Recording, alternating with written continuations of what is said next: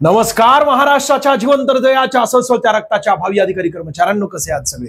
आपण युट्यूबवर एक सिरीज चालू केलेली आहे ज्याचं नाव आहे मेंटल जिंदगी शॉर्ट मेथड मध्ये, शॉर्ट ट्रिक मध्ये। गणित व बुद्धिमत्ता कितीही मोठा प्रश्न असू द्या, कसाही प्रश्न असू द्या, केवळ वक्ताक्षणी कशा प्रकारे उडवायचं ते या व्हिडिओ सिरीज मध्ये तुम्हाला बघायला मिळेल। यापूर्वी आपण 14 व्हिडिओ अपलोड केलेले आहेत युट्यूबवर, ते बघितले नसेल तर तेही बघून घ्या। आजचा हा 15वा व्हिडिओ आहे आणि प्रत्येक व्हिडिओ मध्ये मी कमीत कमी 15 शॉर्ट ट्रिक देत असतो। बघा, पहिला प्रश्न आहे तुमच्या स्क्रीनवर 1 गुणिले 3 गुणिले 5 गुणिले 7 गुणिले 9 आणि टिंब टिंब दिलेला आहे, पुढे गुणिले 999। याचा अर्थ काय, तर ही सिरीज अशाच प्रकारे कंटिन्युअसली 999 पर्यंत आहे आणि प्रत्येक संख्यांमध्ये एक अंक सोडलेला आहे आणि प्रत्येक संख्या ह्या विषम संख्या आहेत। लक्षपूर्वक जर तुम्ही गणिताला बघितलं तर, आणि त्यामध्ये 5 सुद्धा दिसतंय। ज्या वेळेस कोणत्याही संख्येला तुम्ही 5 ने गुणले असता, एक तर शेवटी 0 येत असतं किंवा 5 येत असतं। पण त्यामध्ये सुद्धा दोन महत्त्वाचे क्रायटेरिया आहेत। जर ती समसंख्या असेल तर 0 येत असतं आणि जर ती विषम संख्या असेल तर शेवटी 5 येत असतं। आता सर्व संख्या या विषम संख्या आहेत आणि विषम संख्या यांनी 5 ने जर गुणलं असतं शेवटी 5च येणार आहे, म्हणून पर्याय क्रमांक सी या प्रश्नाचं योग्य उत्तर यालाच म्हणतात ना बघताक्षणी, म्हटलं तर बघताक्षणी। पुढचा प्रश्न तुमच्या स्क्रीनवर दिसतोय बघा, एका शाळेत मुलांचे आणि मुलींचे प्रमाण 3:2 आहे। अगोदर नीट गणित समजून घेण्याचा प्रयत्न कर सोन्या, कारण तुला अगर नीट गणित समजलं नाही तर तू त्या ठिकाणी चुका करू शकतो। हे सगळे हातचे प्रश्न आहेत आणि हे सगळे ठुसके प्रश्न आहेत आणि विशेष म्हणजे तुमच्या पोलीस भरतीचे आज मोठ्या प्रमाणात प्रश्न मी यामध्ये समाविष्ट केलेले आहेत। कारण मागच्या व्हिडिओ नंतर अनेक विद्यार्थ्यांचे मला पर्सनली फोन आले, मेसेज आले, इन्स्टावर सुद्धा मेसेज आले की बाबा अशा प्रकारे तुम्ही पोलीस भरतीचे प्रश्न जास्तीत जास्त घ्या, म्हणून खास करून त्या विद्यार्थ्यांसाठी आज पोलीस भरतीचे जास्तीत जास्त प्रश्न या व्हिडिओमध्ये आपण समाविष्ट केलेले आहेत। परंतु अजूनही या व्यतिरिक्तही TCS IBPS चे सुद्धा प्रश्न यामध्ये समाविष्ट आहेत आणि सरसकट सगळ्या परीक्षांसाठी आपले व्हिडिओ असतात। तुम्हाला माहिती आहे ना, गणिताला एकूण 19 चॅप्टर आणि बुद्धिमत्तेला एकूण 16 चॅप्टर, त्यातील कोणतेही टाईप असू द्या, सगळे टाईप आपण या सिरीज मध्ये कव्हर करत आहोत। केवळ तुमच्या प्रतिसादाची आवश्यकता आहे। एका शाळेत मुलांचे आणि मुलींचे प्रमाण 3:2 आहे। बघा ना, या ठिकाणी मुलं हे सगळं त्या ठिकाणी लिहित बसू नको सर। इथं मी तुला का लिहून दाखवतोय, त्याचं कारण असं आहे की तुला हे समजून घेण्यासाठी मुलं आणि मुली, ठीक आहे। आणि सुरुवातीला त्यांचं प्रमाण किती आहे, 3:2 आहे। इथपर्यंत तुझ्या लक्षात आलं असेल। जर 40 मुले शाळा सोडून गेली आणि 40 मुली सामील झाली तर हेच प्रमाण किती होते नंतरचं, 2:3 आहे। नेमका काय विषय झालेला आहे, तर इथं सुरुवातीला 3 मुलं होती आणि त्याच्या प्रमाणात 2 मुलं होती, 2 मुली होती। मग 40 मुलं सोडून गेली, त्यामुळे 1 ने कमी झालं हे प्रमाण आणि या ठिकाणी 40 मुली समाविष्ट झाली म्हणून 1 ने प्रमाण वाढलेलं आहे, अधिक 1 या ठिकाणी -1 झालेलं आहे। 1 म्हणजेच काय सोन्या, 40 आहे ना, कारण 40 मुलं सोडून गेली म्हणून 2 झाले आणि 40 मुली प्लस झाल्या म्हणून 3 झाले। याचाच अर्थ 3 म्हणजे किती असणार आहे, आपल्याला मुलं विचारलेली आहेत। सुरुवातीला 3 मुलं होती आणि म्हणून 40 गुणिले जर तू 3 केले तर तुला तुझं उत्तर मिळत असतं 120। सुरुवातीला मुलं होती आणि नंतर मुलींची संख्या जर आपल्याला विचारलं तर नंतरच्या मुलींची संख्या सुद्धा 120च येणार, पण सुरुवातीच्या मुलींची संख्या जर विचारलं तर ते 80 येणार। म्हणजे बघा ना, सुरुवातीला 120 मुलं होती आणि 80 मुली होती, पण नंतर 40 मुलं सोडून गेली, राहिले किती मग 80, आणि मग नंतर या ठिकाणी 40 मुली समाविष्ट झाल्या म्हणून 120। अशा प्रकारे हा सगळा कुटाणा असतो, लोड घेऊ नकोस। मग याचं योग्य उत्तर काय, पर्याय क्रमांक A। आणि हे बघताक्षणी उडवायचं असेल तर तुला फक्त काय करायचं होतं, 3 आणि 2 यामधील फरक, 2 आणि 3 यामधील फरक। हा प्रश्न तुला नीट कळाला नसेल तर लोड घेऊ नकोस, अजून अनेक प्रश्न येणार आहेत, कंटिन्युअसली सिरीज चालणारच आहे। तुला फक्त शेवटपर्यंत बघायचं। निखिल आणि नेहा यांची एका उद्योगात 5:4 या प्रमाणात भांडवल गुंतवले, पण नेहाने निखिलपेक्षा 1 वर्ष जास्त काळ गुंतवलेला आहे। जर त्यांच्या नफ्याचे गुणोत्तर 6:5 असेल तर नेहाने एकूण किती काळासाठी पैसे गुंतवले, आपल्याला कालावधी विचारला गेलेला। 3 गोष्टी महत्वाच्या असतात या ठिकाणी। तू कशा प्रकारे सोडवतो अजिबात मला घेणं नाहीये, तू 2 सूत्र वापरत असतो सध्या, मला माहिती आहे ना, लय कुठाने करत असतो तिथे। पण आपण हा प्रश्न कशा प्रकारे सोडवणार आहोत, तर एक टॅक्टिक नीट समजून घ्या। अगोदर नीट समजून घेतलं तर पुढची स्टेप असते तुला बघताक्षणी प्रश्न उडवायची, पण हे नीट समजून घेणं गरजेचं असतं। सुरुवातीला काय असतं बघा, तर एकूण गुंतवणूक, कुणी, निखिल आणि या ठिकाणी नेहा। तिथं लिहित बसू नकोस, इथं फक्त तुला समजून सांगण्यासाठी लिहितोय मी। आणि मग नंतर कालावधी, तुला माहिती कालावधी नाही माहिती, तोच काढायचा ना आपल्याला काळ, आणि शेवटी असतो त्यांचा नफा।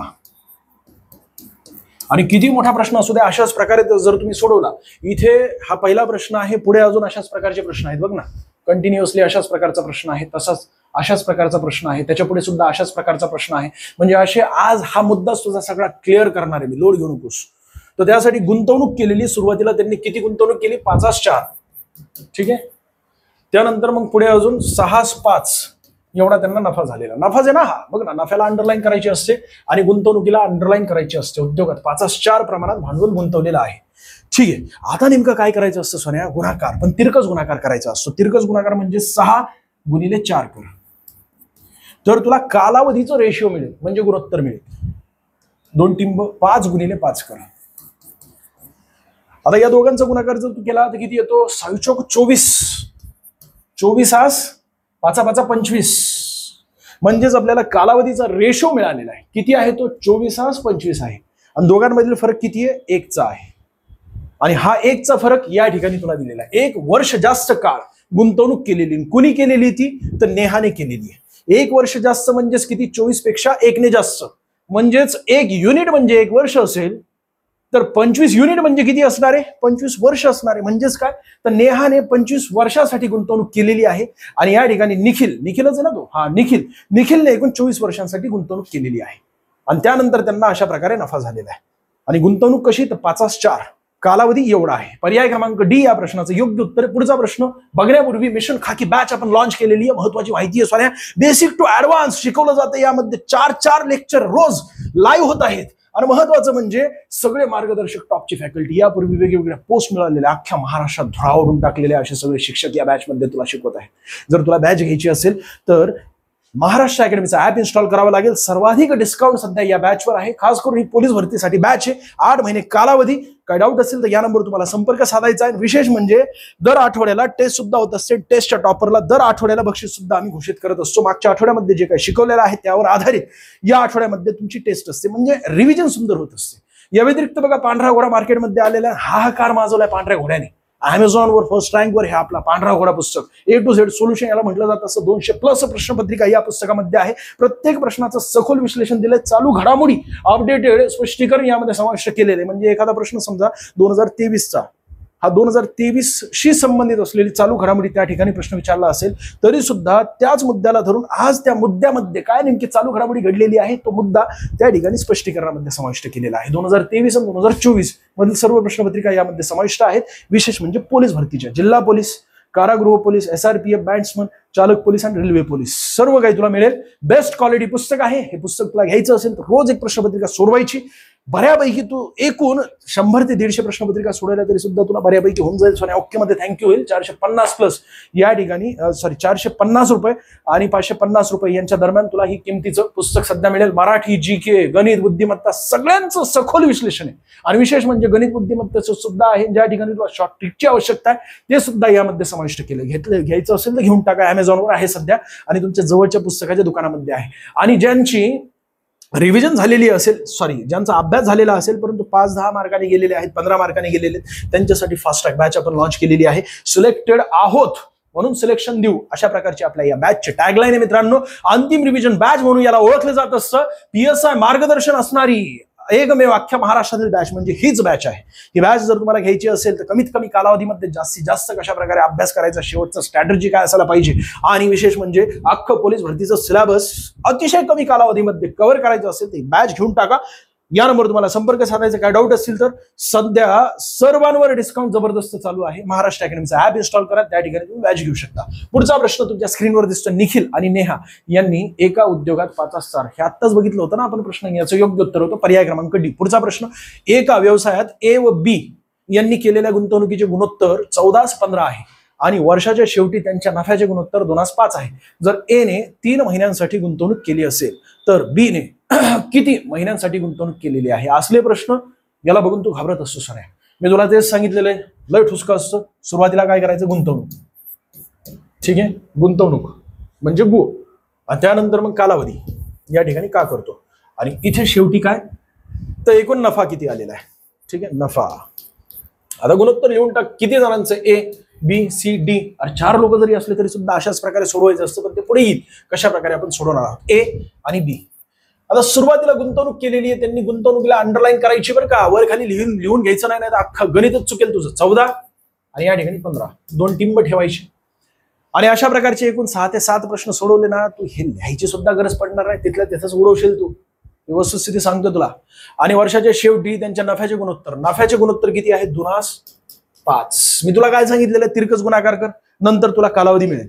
जर तुला कालावधी दिला असेल, नफा दिला असेल तर गुंतवणूक तिरकस गुणाकार केल्यानंतर मिळेल. जर तुला गुंतवणूक दिली असेल, कालावधी दिला असेल तर तिरकस गुणाकार केल्यानंतर नफा मिळेल.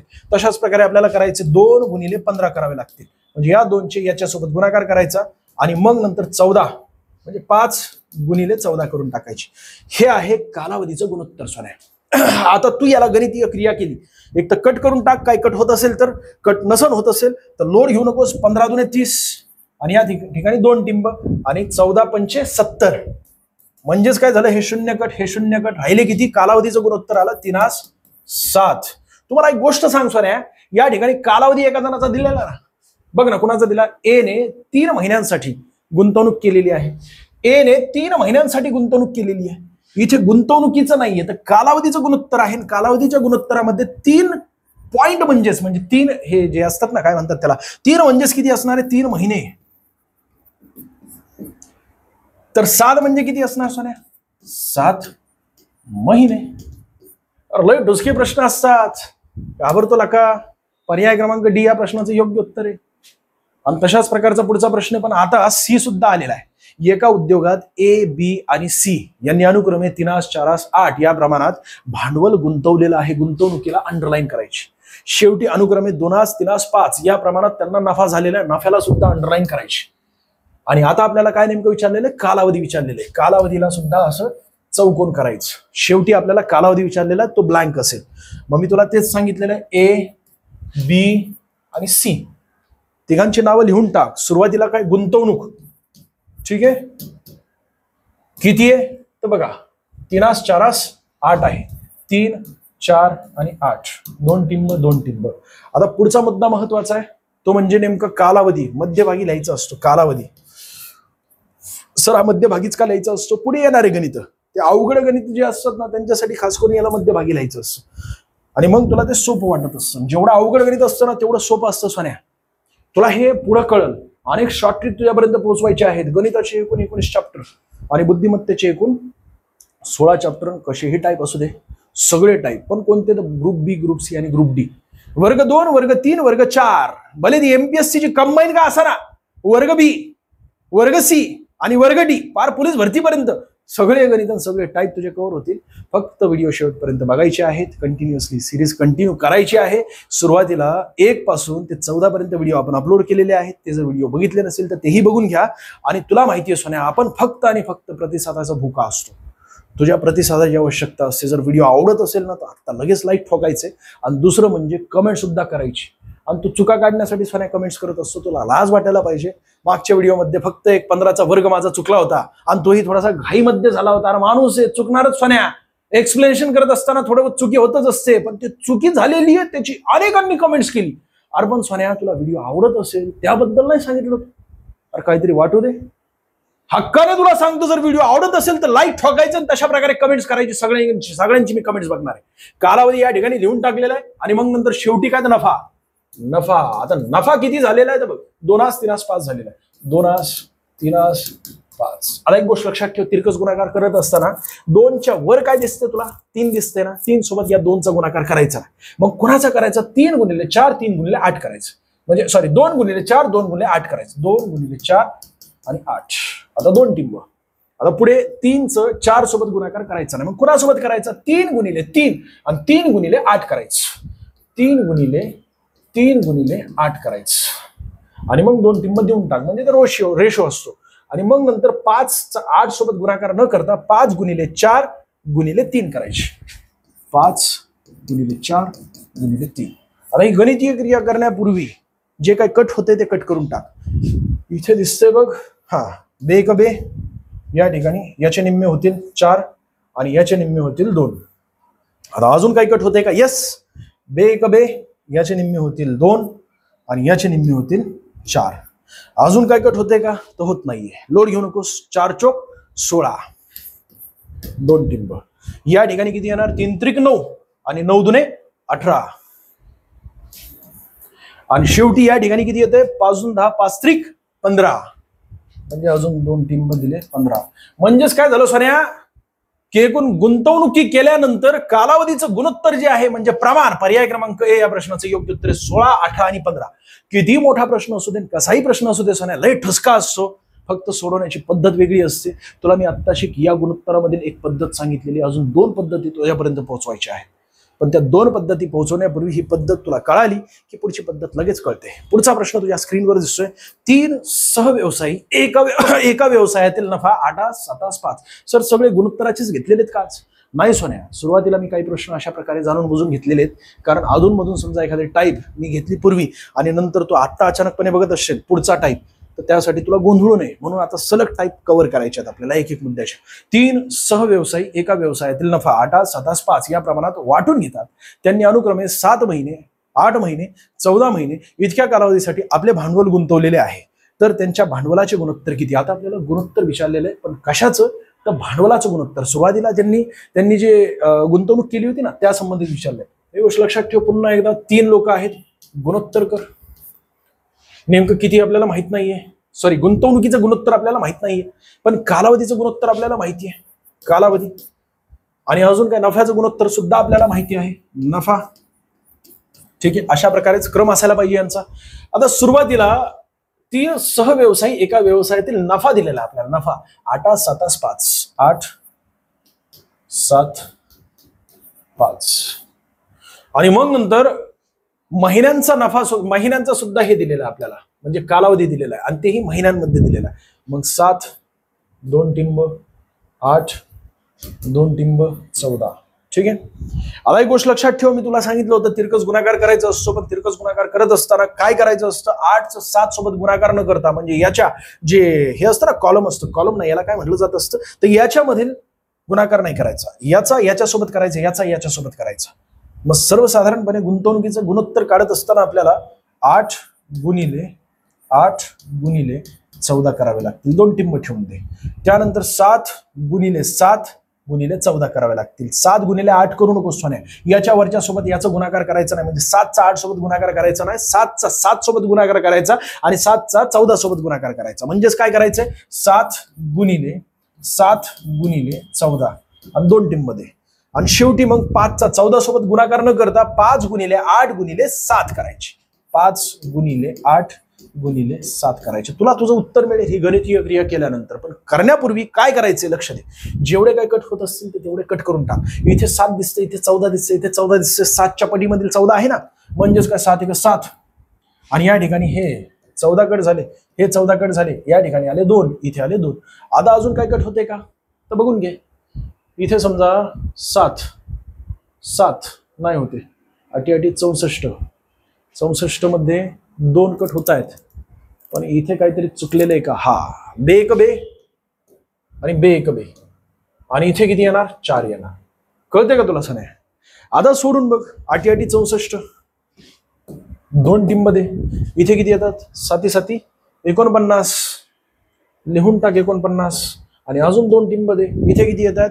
5 चोक 20, लिहून टाक 20, आणि तुला तुझ्या प्रश्नाचं योग्य उत्तर मिळते. पर्याय क्रमांक 3 मध्ये आहे, पर्याय क्रमांक सी, 64 49 20.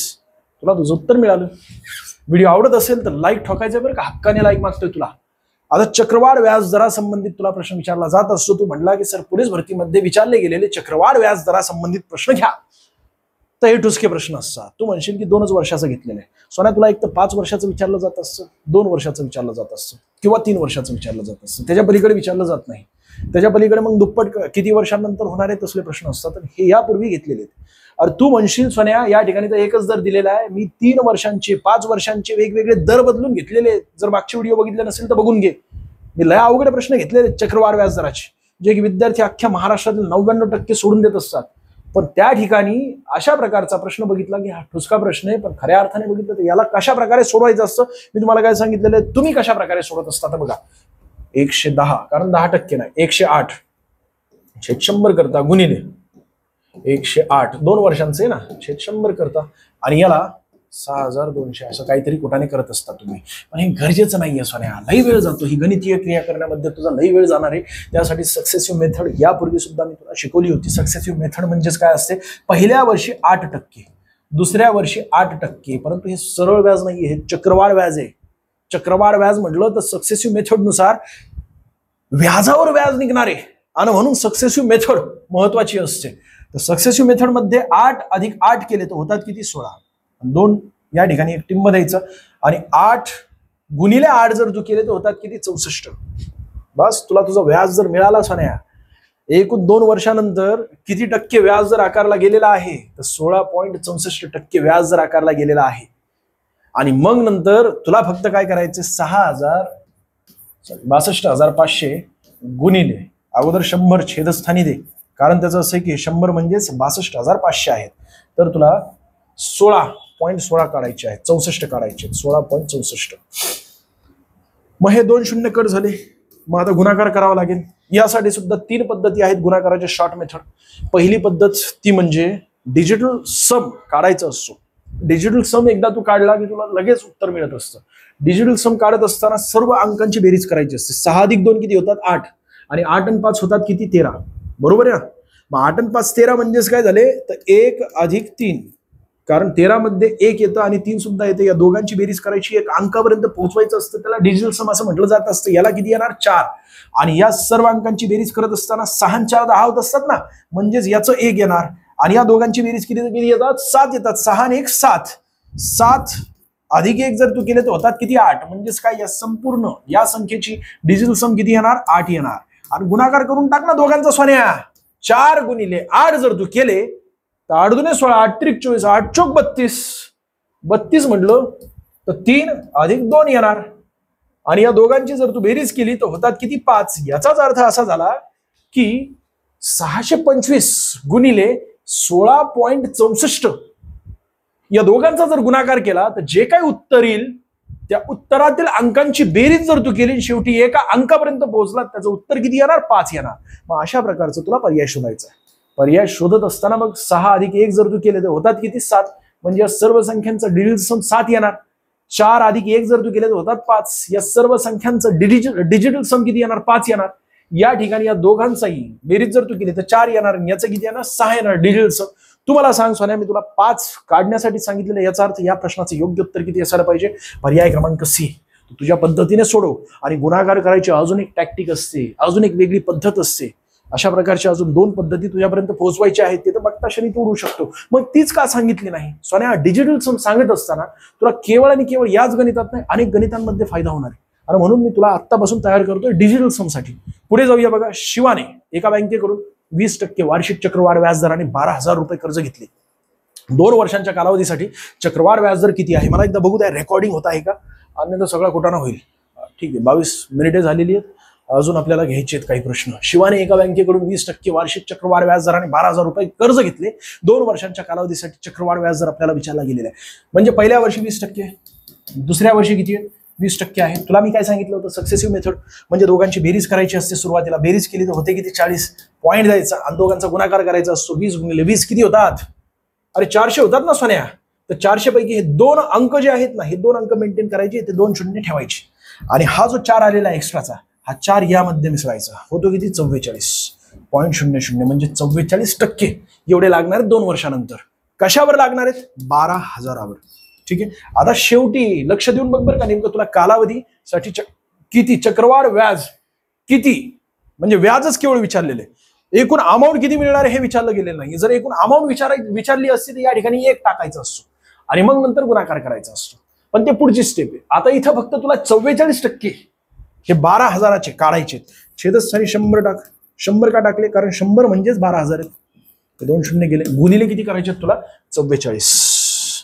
आता याला सुद्धा तू डिजिटल समने सोडू शकतो, किंवा याला सुद्धा तू काय करू शकतो? 10%, 10%, 10%, 10% आणि 4%. होतात किती? 44.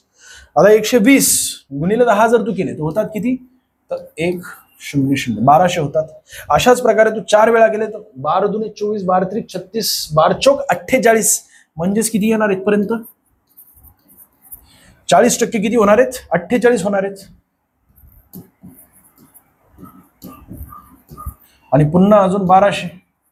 आणि यांची बेरीज जर तू केली तर 4800, म्हणजे 40% किती होणार आहेत? 120 म्हणजे 12,000चे 40% किती होतात? तर 4800 होत असतात. इथपर्यंत तुझ्या लक्षात आलं असेल. आणि पुन्हा अजून 4% म्हणजे 12 24 12 36 12 48 म्हणजे 480 मिळवावं लागतील. सर ही गणितीय क्रिया एवढी करण्यापेक्षा अजून कुठली शॉर्ट ट्रिक नाहीये का? ती सुद्धा सांगतो, लोड घेऊ नकोस. परंतु 480 ज्यांना कळाली नाही ना ती शॉर्ट ट्रिक, तर कमीत कमी 2-3 शॉर्ट ट्रिक सांगितल्या की एक तरी कळते आणि त्यामध्ये ते मार्क जात नाही 0. आणि एखादा प्रश्न कळत नसेल तर तशा प्रकारे कमेंट सुद्धा करा मित्रांनो. इथे 8, या ठिकाणी किती येणार? 12, हातचाला 1 आणि इथे 5, 5280 पर्याय क्रमांक 1 या प्रश्नाचं योग्य उत्तर आहे. आता डिजिटल समने हा प्रश्न सोडून आपण बघूया आपल्याला निघतोय का. ठीक आहे, डिजिटल समने हा प्रश्न सोडवायचा आहे आपल्याला. काय करायचं सोन्या? या दोघांची जर तू बेरीज केली म्हणजे 1 + 2 + 0 जर तू केली तर होतात किती? 3 होतात.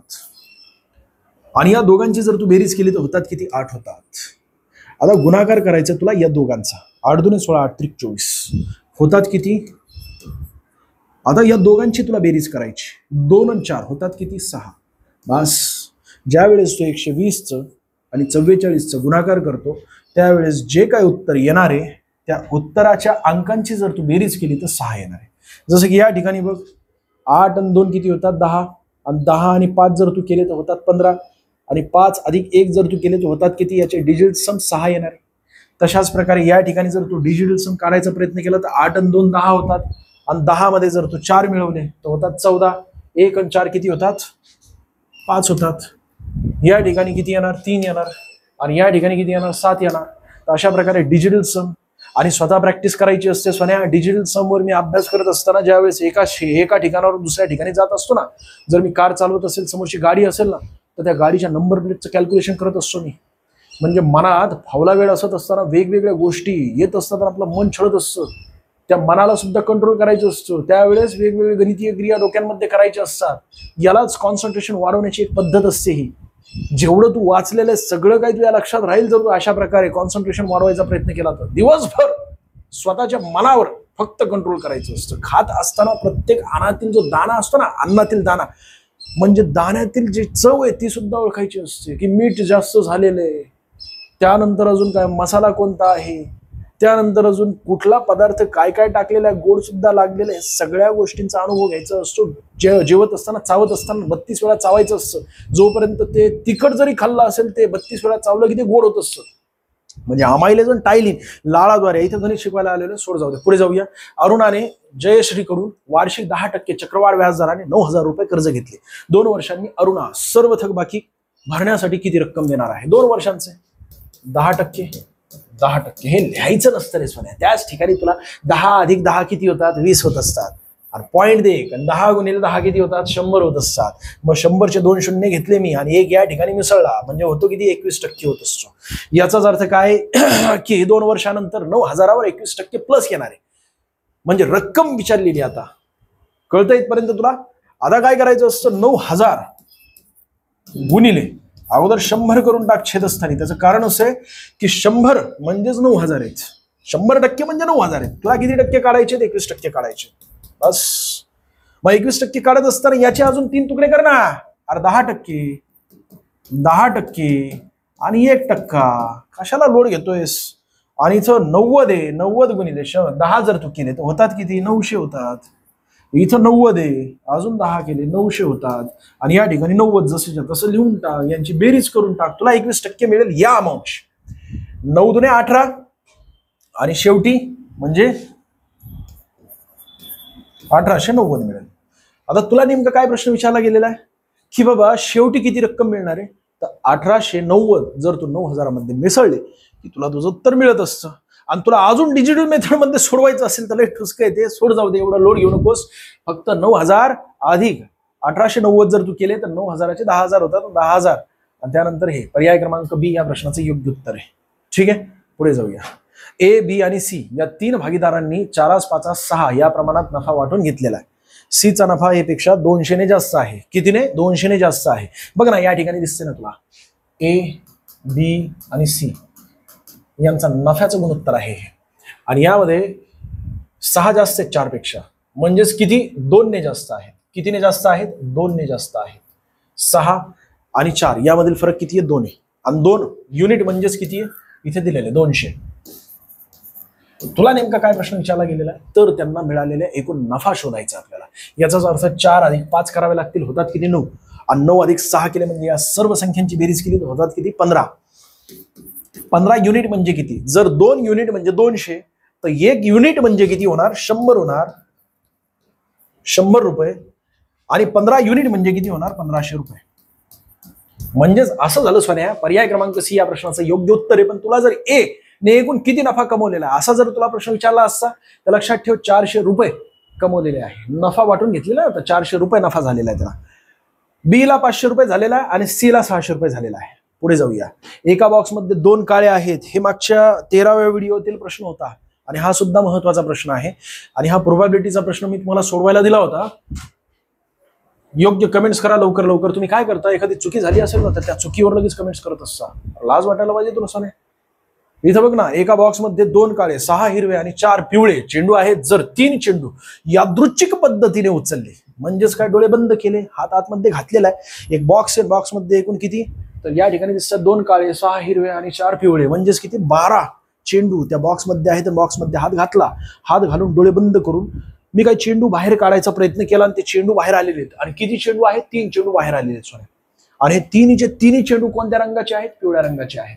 बरोबर आहे, तिन्ही चेंडू पिवळ्या रंगाचे निघायला पाहिजेत, तर त्यासाठी मला किती वेळा हात आतमध्ये घालावा लागेल सोन्या, असा प्रश्न आहे. तो हात तर घाल अरे तुला सोनच निघल, असं परीक्षा त्या ठिकाणी प्रश्नपत्रिका बनवणाऱ्याचं म्हणणं असतं. ठुसके प्रश्न असतात पण तू हातच घालत नाही, तू देतो सोडून ते प्रश्न. तर बॉक्समध्ये हात घालायचा आहे, याचाच अर्थ किती चेंडू आहेत छेदस्थानी लिहून टाक, इथं 12 लिहून टाकतो.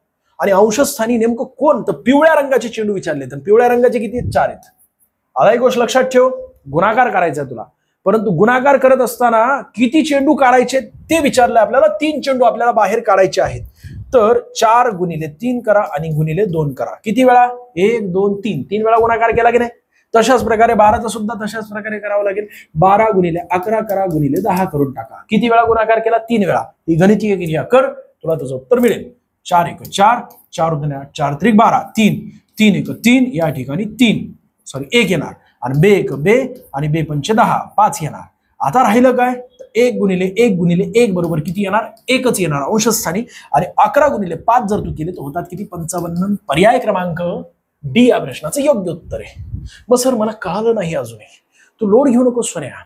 तुझ्यासाठी पुन्हा एक गणित आणलेले आणि हे गणित मी स्वतः बनवलेले, हे गणित तुझ्या परीक्षेमध्ये आलेले. बघ, एका बॉक्समध्ये 2 काळे 6 हिरवे आणि 4 पिवळे चेंडू आहेत. जर 2 चेंडू यादृच्छिक पद्धतीने, म्हणजेच काय प्रोबॅबिलिटी म्हटलं जात असतं याला. लय ठोसका प्रश्न आहे हा प्रोबॅबिलिटीचा, पण अनेक विद्यार्थ्यांनी सोडून दिलेला आहे. आणि प्रोबॅबिलिटीमध्ये कमीत कमी अजून 4 टाईप मला कव्हर करायचे आहे, आणि 4च्या टाईपसाठी शॉर्ट ट्रिक आहे. तू लोडच घेऊ नको सोन्या, तुझा अख्खा सिलेबस माझ्या डोक्यामध्ये फिरतोय. एकूण गणिताचे 19 चॅप्टर आहेत आणि प्रत्येक चॅप्टरमध्ये कमीत कमी 5 ते 6 टाईप्स आहेत. आणि बुद्धिमत्तेचे एकूण 16 चॅप्टर आहेत आणि बुद्धिमत्तेचे जास्त टाईप्स आहेत. भले चॅप्टर 16च असले तरी सुद्धा त्यांचे टाईप जास्त असतात, पण तरी सुद्धा सर्वात ठुसका विषय गणित आणि बुद्धिमत्ता आहे. त्याचं कारण असं आहे की सूत्र वापरू तुला येड्यात काढलेलं आहे, खांगला तू सोन्या गणित सोडून. एका बॉक्समध्ये 2 काळे 6 हिरवे आणि 4 पिवळे आहेत. एकूण किती येत रे, तर 12 आहेत चेंडू. यादृच्छिक पद्धतीने हात घातला आणि हात घातल्याबरोबर 2 चेंडू निघाले बाहेर. हे 2 चेंडू सगळे कोणते, तर हिरवेच असायला पाहिजेत. तर हे केव्हा शक्य आहे, त्यासाठी अंशस्थानी तुला 6 लिहावं लागेल. आता 2 चेंडू काढायचे, याचा अर्थ काय, तर मागच्या 1 अंकपर्यंत जावं लागेल तुला, गुणिले 5 कर. जर 3 चेंडू काढायचे असले असते तर अजून मी गुणिले 4 केले असते. 4 चेंडू काढायचे असले तर अजून मी पुढे अजून 3 केले असते. 5 काढायचे असले असते तर अजून 2 केले असते. कोणती संख्या असू दे असं मागे जायचं असतं, बरोबर आहे. आणि मग पुढे अजून गुणाकार कर. छेदस्थानी सुद्धा तशाच प्रकारे तुला करावं लागेल. 12 गुणिले 11 करून टाक. आणि ही गणितीय क्रिया केली की तुला तुझं उत्तर मिळतं 6 1 6, 6 2 12. आणि बाकी राहिलं काय, तर राहिलेला भाग 22. छेदस्थानी जिथं दिसतं तुला 22 ते तुझं उत्तर आहे. अंशस्थानी 5. पर्याय क्रमांक बी या प्रश्नाचं योग्य उत्तर. पुढचा प्रश्न तुझ्या स्क्रीनवर दिसतोय. एक रेल्वे 360 किलोमीटर अंतर थांब्याशिवाय सरासरी 90 किलोमीटर प्रति तास या वेगाने प्रवास करते. सर आज लय ठुसके प्रश्न आणलेले आहेत तुम्ही. सोना हे ठुसके प्रश्न नाहीये. तुला कळतंय की नेमकं तू आजपर्यंत अशा प्रकारे खायचा, आता तू असा खातोय म्हणून तुला हे ठुसकं वाटतंय. आणि तसंच अख्खं गणित आहे. आणि दुसरा भाग तो म्हणजे आज जास्तीत जास्त प्रश्न मी पोलीस भरतीचे यामध्ये समाविष्ट केले, म्हणून तुम्हाला ठोसके वाटत असतील. पण पोलीस भरतीचे विद्यार्थी असे प्रश्न बघितले की सोडून देत असतात. एक रेल्वे 360 किलोमीटर अंतर थांब्याशिवाय सरासरी 90 किलोमीटर प्रति तास या वेगाने प्रवास करत आहे. थांब्याशिवाय म्हणजेच काय, नॉनस्टॉप सरळ जाते ती. समजा पुणे आणि मुंबई या दरम्यानचं अंतर आहे 360 किलोमीटरचं, आणि पुणे आणि मुंबई यांच्यामध्ये येतं लोणावळा, कर्जत. तर ती कोणत्या स्टॉपवर न थांबता पुण्यापासून ते मुंबईपर्यंत प्रवास करत आहे. किती मिनिटांमध्ये, किती तासांमध्ये? तर 360/90. हे शून्यकट हे शून्यकट 9×1 9×2 = 18 9×3 = 27 9×4 = 36. म्हणजेच किती येणार? 4 तास लागत आहे. जर ती न थांबता गेली तर बरं का, अंतर थांब्यासह सरासरी 60 किलोमीटर प्रति तास या वेगाने प्रवास करत आहे. याचाच अर्थ काय, पुण्यातून मुंबईला जर ती जात असेल त्या ठिकाणी लोणावळ्यामध्ये काही तास थांबली, काही वेळ थांबली, अजून कर्जतमध्ये काही वेळ थांबली, अजून जे स्टेशन येतात त्या ठिकाणी काही वेळ थांबली, तर तिला एकूण किती तास लागतात ते आपण काढूया अगोदर. बघ 360 आणि छेद किती 60, बस हे शून्यकट हे शून्यकट 6×6 = 36. म्हणजेच किती लागले? 6 तास लागले.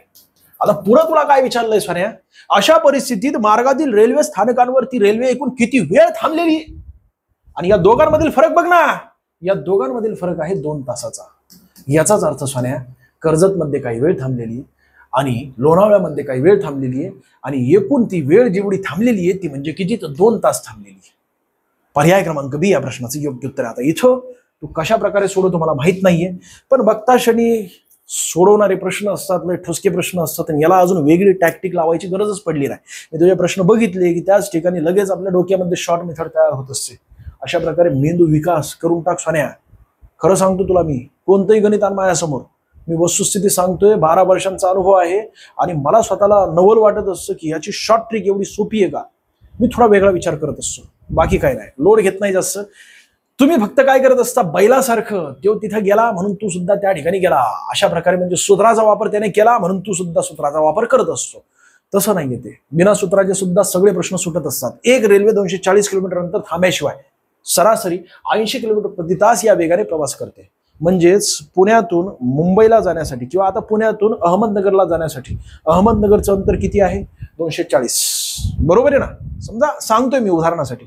किंवा छत्रपती संभाजीनगर 240 किलोमीटर प्रवास आहे पुण्यापासून छत्रपती संभाजीनगर. जात असताना ती नाशिकमध्ये थांबते, जात असताना ती संगमनेरमध्ये थांबत असते. म्हणजे असे वेगवेगळे स्टॉप आहेत समजा तिला. बरोबर आहे. पण न थांबता जर ती प्रवास करत असेल तर तिचा एकूण वेळ किती लागतोय? 240/80. इथे दिलेलं ना तुला. हा तिचा स्पीड नाहीये, पण या न थांबता गेली तर एकूण कॅल्क्युलेशन केलं तर 80 किलोमीटर प्रति तास एवढा प्रवास दिसतोय तिचा. म्हणून 0×0 = 8×1 = 8×16 = 8×3 = 24. म्हणजे 3 तास लागले तुला. किती? 3 तास न थांबता पुण्यापासून छत्रपती संभाजीनगर इथपर्यंत जायचं असेल तर थांब्यासह सरासरी 60 किलोमीटर. म्हणजेच काय? तर 240/60 करून टाक. या ठिकाणी हे शून्यकट हे शून्यकट 6×4 = 24. म्हणजेच किती? 4 तास लागतात तिला. दोघांमधील अंतर किती आहे रे? 1 तासाचं. तुला नेमका प्रश्न काय विचारला गेलेला? 1 तास. बरोबर आहे. तुला प्रश्न विचारला मार्गातील रेल्वे स्थानकांवर ती रेल्वे एकूण किती वेळ थांबलेली. आता ती रेल्वे नाशिकमध्ये थांबली असेल मला माहित नाहीये, पण संगमनेरमध्ये अजून जेवढे स्टॉप आहेत त्या ठिकाणी थांबली असेल.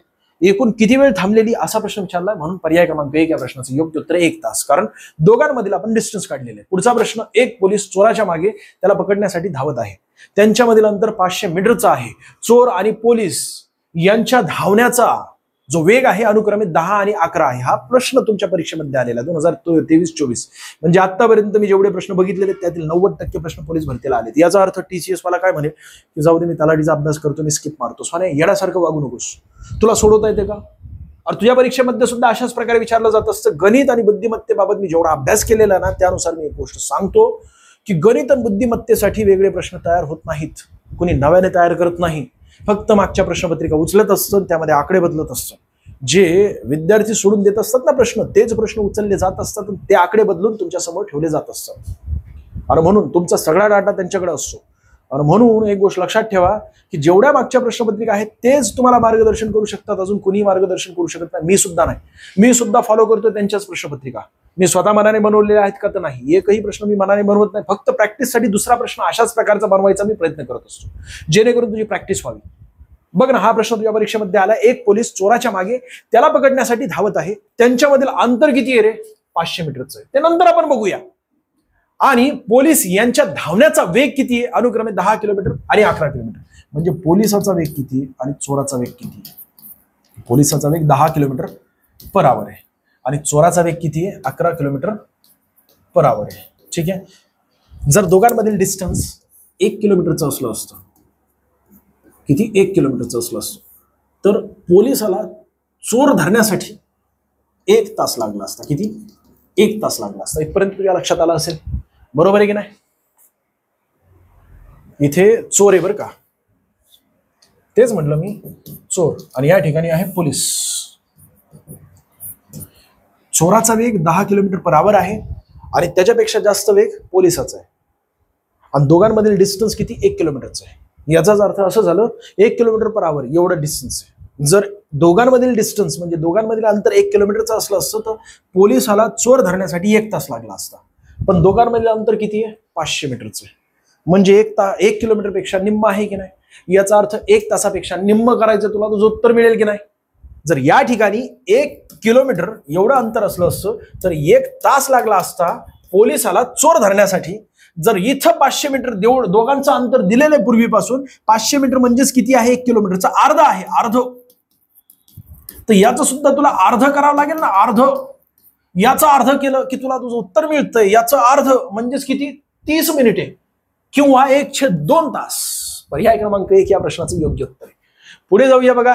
एका चोराला पाठलाग करणाऱ्या पोलीस जीपचा वेग ताशी 100 किलोमीटर असेल आणि चोराची गाडी 80 किलोमीटर वेगाने धावत असेल आणि त्या दोघांमध्ये सुरुवातीचे अंतर 10 किलोमीटरचं असेल, तर सुरुवातीचं अंतर 10 किलोमीटरचं दिलेलं आहे आणि दोघांमधील डिस्टन्स कितीचा आहे? 20 किलोमीटरचा आहे.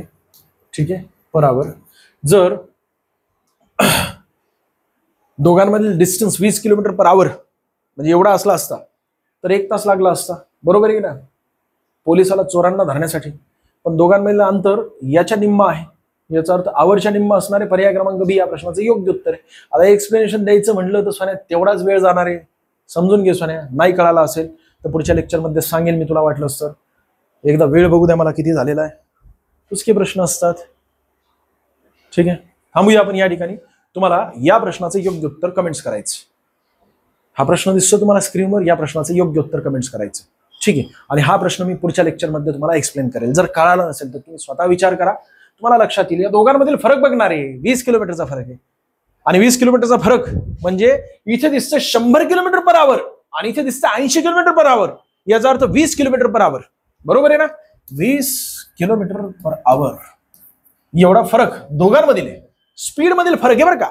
म्हणजे या दोघांमधील जर अंतर सुरुवातीपासून 20 किलोमीटर एवढं असलं असतं तर एका तासात या जीपने या चोराला धरलं असतं.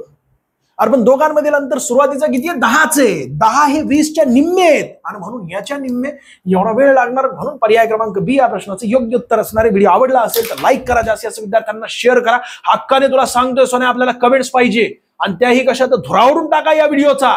जोपर्यंत लाईक 1,500 पर्यंत जात नाही तोपर्यंत मी पुढचा व्हिडिओ येणार नाही. कमीत कमी 1000+ तरी लाईक जायला पाहिजेत तर पुढचा व्हिडिओ येईल. लगेच येईल व्हिडिओ आणि हक्काने तुला मागतोय. आणि आवडत असेल तर तशा प्रकारे कमेंट सुद्धा आपल्याला पाहिजे. प्रत्येक कमेंट्स मी बघत असतो. काय चुकलं असेल तर क्षमा असू द्या. धन्यवाद.